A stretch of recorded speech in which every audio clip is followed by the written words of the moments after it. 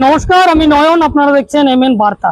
পশ্চিমবঙ্গে 2026 ইলেকশনে আমি বিভিন্ন জায়গায় গ্রাউন্ড রিপোর্টিং করে যে তথ্য পেয়েছি, কোনো মানুষ বলছে যে এই লক্ষ্মীর ভান্ডার, স্বাস্থ্য সাথী এবং যুবসাথী এগুলোই মানুষ উপকৃত হয়েছে, কিন্তু ঠিক তার উল্টো দিকে কিছু মানুষ বলছে যে এই ভাতা দিলে হবে না, চাকরি কোথায়, কর্মসংস্থান কোথায়।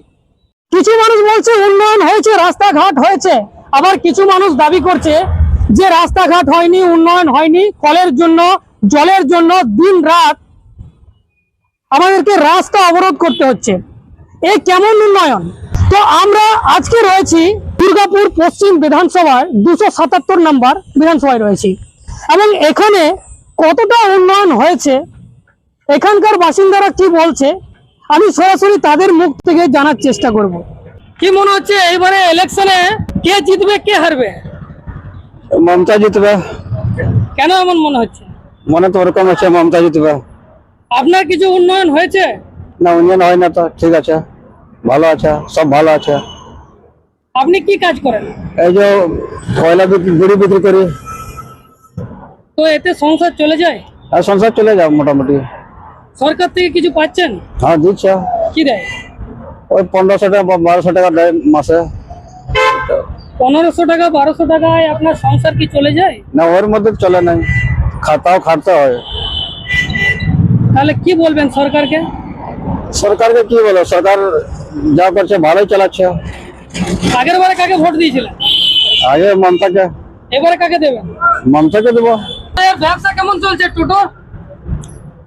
টোটো আর সেরকম নেই, আগের মতন নেই আর। কেন কেন? আগের মতন টোটো কিন্তু বেশি হয়েছে, সেই জন্য। না, এই যে সরকার আপনাদের রেজিস্ট্রেশন করার জন্য বলেছিল, সেটা কতদূর কি, এখন কি অবস্থা? রেজিস্ট্রেশন এখন পুরনো গুলো যে যারা করেছে, পুরনো গুলো ওইগুলো বলে 1 বছরের জন্য করেছে, তো এটা বললো 1 বছরে ইয়ে হয়ে যাবে আর কি। তো সরকার থেকে কোনো সুবিধা আপনারা পান? সুবিধা তো কিছুই পাচ্ছি না, কই পাচ্ছি।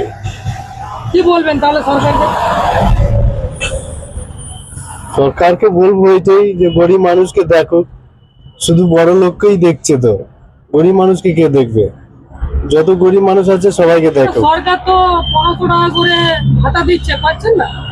না, কিছুই পাচ্ছি না, আমি কিছুই পাচ্ছি না। কোন সরকার এলে ভালো হয় আপনি বলুন? আসলে তো আমার ভালো হবে। এমআইএম মানে আসাউদ্দিন ওয়াইসি জি। হ্যাঁ, এরকম কেন মনে হচ্ছে? কেন কি দেখুন, যা করবে ভালো জন্যই করবে, সেই জন্য আর কি। আর এই সরকার থাকলে শুধু হিন্দু মুসলিম হয়, এটাই আর খারাপ লাগে, আর কিছু না। ये दुकान किसका है? आपका है? कैसा चल रहा व्यवसा? अरे बहुत परेशानी बा भैया, सेल नहीं हो रहा? बहुत हल्का चला था। दिन रात में बैठ के बैठल है, का करे, कोई काम धंधा बा नहीं, लड़का सब परेशान है, कोई काम कहत है, कोई काम नहीं लगा रहा बा।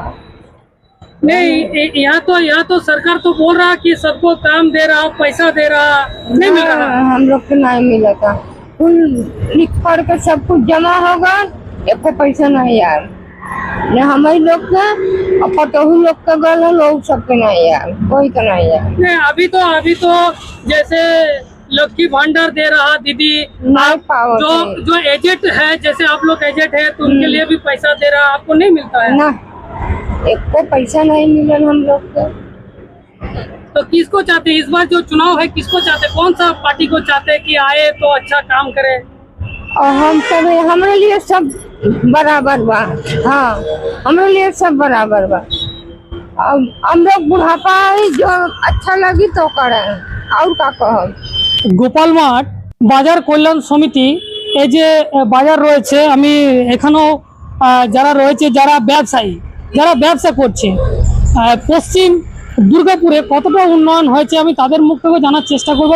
ব্যবসা কেমন চলছে, ঠিকঠাক চলছে কি না, আমি সেটা জানার চেষ্টা করব।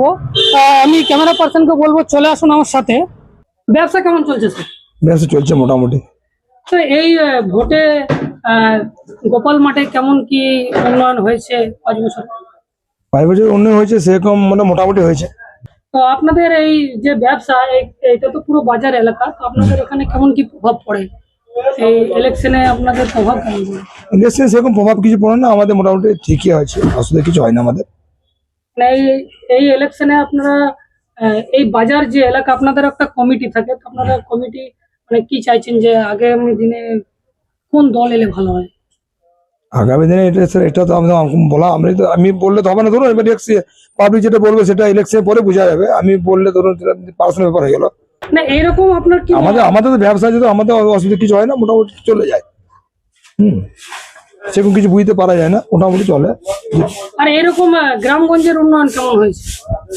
উন্নয়ন আগের তুলনায় কিছুটা হয়েছে। যুবশ্রী, কন্যাশ্রী, লক্ষ্মী ভান্ডার এগুলো পাচ্ছে, কতটা সুবিধা পাচ্ছে মানুষ বলে মনে হচ্ছে? হ্যাঁ, কিছু সুবিধা তো হচ্ছে, সাধারণ মানুষের সুবিধা কিছু হচ্ছে, মধ্যবিত্ত পরিবারের জন্য বা যারা গরিব শ্রেণী যারা আছে তাদের জন্য সুবিধা একটা হয়েছে, নাকি বউ? আর এইদিকে চাকরির কোনো খোঁজ খবর দিচ্ছে না বলছে, তো এখানে কি? আর চাকরি সেরকম তো দেখ, চাকরি সেরকম মোটামুটি ধর যেটা পার্মানেন্ট করা হয়নি, কন্ট্রাক্টর বিএসপি টুকটাক চলছে। চাকরি সেরকম তো ব্যবস্থা সেরকম নাই। কেমন ব্যবসা চলছে? ঠিকই আছে।